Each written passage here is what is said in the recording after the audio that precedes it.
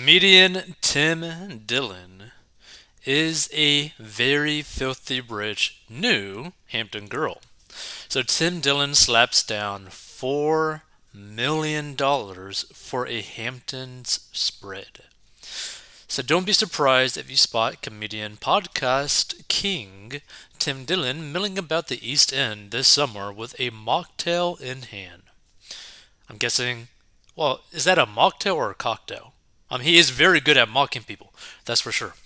Dillon once called the heir apparent to countercultural greats like George Carlin recently closed on a 3.98 million Southampton home, down from his 4.5 million asking price, just in time for the Memorial Day weekend. The traditional shingle-style home was built in 2001, was recently renovated, and is within walking distance of the village. The four-bedroom, five-bathroom home sits on just over an acre, and it features a chef's kitchen, a double-height living room with 18-foot ceilings and two fireplaces. The landscaped outdoor space boasts a large saltwater pool, a cedar and mahogany deck patio, and a grill. And there's also a bonus loft living room with 12-foot beam ceilings above the four-car garage.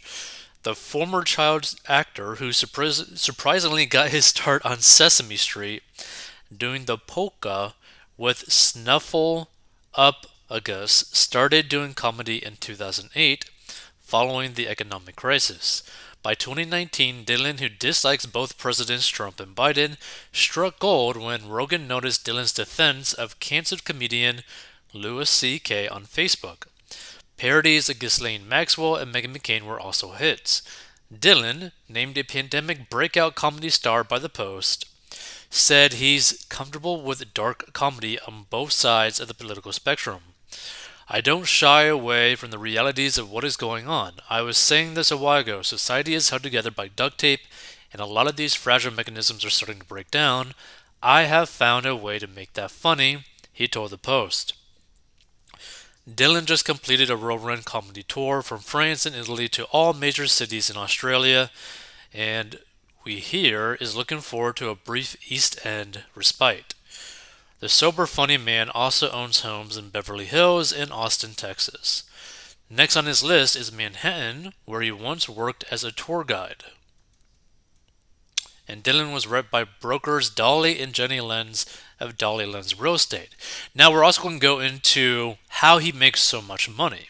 Right? So the new Joe Rogan, how Tim Dillon is making millions on Patreon. Often hilarious and always outspoken, Tim Dillon is slowly becoming king of the clubhouse. The platform Patreon has created a new way for creators to utilize crowdfunding to produce a variety of shows, podcasts, and original content. The platform has also provided refuge for certain creators who have been either demonetized or on other mainstream sites like YouTube and Twitch, or have been banned from the platforms altogether. And the site hosts some of the most popular podcasts, including Chapo Trap House and The Tim Dillon Show. Which, by the way, I feel like Tim Dillon should just make his own website for his own show instead of relying on Patreon. He'll probably make more money. So the site is user-friendly and offers creators a unique tiered approach to selling their content. Viewers can select a tier that suits their interests and needs, which includes a monthly fee for subscribers. This ability to select the content that audiences want directly is circumventing all other social streaming sites that focus on curation like Netflix, Hulu, and the recent Disney+. Patreon also shows the number of subscribers that a creator has, and in some cases, their monthly earnings. This keeps the public aware of just how successful some of their favorite creators are becoming. So the ability for audiences to pay creators directly has not only resulted in viewers serving as temporary producers, but also in new innovative content that might not have previously passed through the standards and practices of networks and alternative streaming services. With a statement released on supporting comedy and freedom of speech, Patreon has dedicated itself to providing an outlet for outsiders of the industry. One recent success story to emerge from Patreon is of comedian and podcast host Tim Dillon. By charting his success story and evolution as a creator, the benefits of Patreon quickly become recognizable. And with the platform announcing an IPO debut in 2021, investments and funding for some of the platform top creators may be on the horizon. Ba ba ba ba. Tim Dillon started comedy after a stint selling subprime mortgages. Having purchased a house at 22, he succumbed to the 2008 housing crisis and spent time at a local watering hole. Blah blah blah blah. Let's see. Keep going. Let's see. Where is it? No. Keep going. Keep going. So Tim Dillon started gaining further recognition in the comedy world after a successful showcase at the Montreal Comedy Festival, where he showcased in the New Faces group, and this led Dillon appearing as a guest on popular podcasts and eventually a tour with rising comedian Bert Kreischer. Dillon eventually decided to leave New York for Los Angeles, a decision that also allowed him to leave the Gas Digital Network and release his own comedic content through YouTube. Producer Ben Avery started recording the show and producing additional sketches with Dillon, and the content continued to find an audience, and shortly after, Dillon started appearing as a frequent guest on the most popular podcast, The Joe Rogan Experience. So Tim Dillon became a fan favorite on The Joe Rogan Experience, especially after the mysterious death of financier, philanthropist, and trafficker Jeffrey Epstein. Dillon would often appear as a guest on the program and discuss the incident and a variety of other conspiracies, and he's very into conspiracies. So Tim Dillon was featured on one of the most viewed and most controversial episodes of the Joe Rogan Experience. It featured an interview with Rogan, Dillon, and provocateur Alex Jones, and the episode resulted in several bans from Spotify and a whirlwind of controversy from several media outlets. And during the episode, it quickly became clear that Dillon was a moderate conduit between the more libertarian views of Rogan and the more conspiratorial ideas of Jones. And Dillon centered himself between the two extremes and gained an even greater following from the over 18 million people who viewed the episode on YouTube. So the $1 million man. Dillon was able to carry viewers from his appearances on Joe Rogan Experience over to his own podcast and platform. His YouTube channel boasts an impressive 300,000 subscribers with over 33 million total views. Then in August of 2019, Dillon joined Patreon, where he started releasing additional episodes and archives of Tim Dillon is Going to Hell. The Patreon quickly took off, and by 2020, he was one of the top creators on the platform.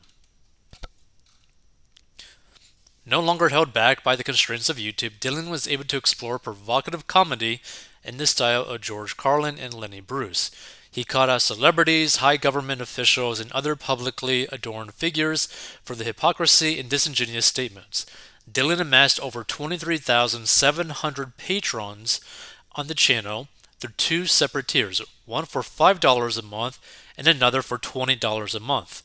So this resulted in a monthly income on the platform of over $129,417, making Dillon over $1.5 million per year, and this critical success landed Dillon on the list of the richest podcasters of 2021 list. Let's see. And here's the thing that, is something to really learn from this, right? Because he has a stream of recurring revenue where he doesn't necessarily have to worry about YouTube ad revenue, sponsorships, all that kind of stuff, right? It's people who like his podcast that want to pay him to listen to more episodes of him talking. For him to be able to rely on something like that, where it's directly from the audience to the creator, is amazing, right? Because you got to think about it like this. It's basically like he's doing a private showing of his comedy every time he puts up an episode on his Patreon, right? So basically, it's like him doing his comedy instead of a theater, now doing on his podcast in a very member-focused area. Meaning that you could be anywhere in the world, and as long as you're a member on his Patreon, you're able to access these private showings, right? So you can be more connected to his show. You can enjoy more of his show, right? So I think a lot more people are going to start doing things like this to make the money that they want to make or try to make. Because, I mean, just think about it. If you could do what you want to do and not care what anyone says, wouldn't you do it? Like, wouldn't you try to rely on something like that or try to go lean towards more something like that? Like, for example, Joe Rogan, he has FU money. He doesn't really care about anything, right? But let's say that the majority of his money was actually coming from the audience members that listened to him, right? Then he literally would not care at all about any platform because his audience would be so powerful. The amount of money that he would be generating would be so powerful, it'd actually be insane. Like, think about this for a second, right? Joe Rogan has, like, I don't know, like 10, 20 million views per podcast episode. Imagine someone spending $5 per month or $20 per month. Let's say $20 per month, right? Okay. Probably not all 10 million will end up doing that. Maybe a tenth of that, right? So 1 million out of the 10 million that watches his podcast join, right? Let's just say that, right? Just to keep things simple. So we're talking about like a monthly recurring revenue of $20 million. He wouldn't need Spotify. He wouldn't need YouTube. He wouldn't need Patreon. He wouldn't need any other platform because, because he could just release it all on his own, which is the reason why you have something like Spotify paying a lot of money to someone like Joe Rogan. And this is also why Tim Dillon, even though he doesn't have a lot of views on YouTube compared to other podcasts, he's able to generate massive amounts of money due to his memberships on his Patreon, due to his loyal viewership, his loyal audience. I think that's a pretty amazing thing. If you want to learn how to get out of debt and master your money and be better with your money, go to 40inbox.com.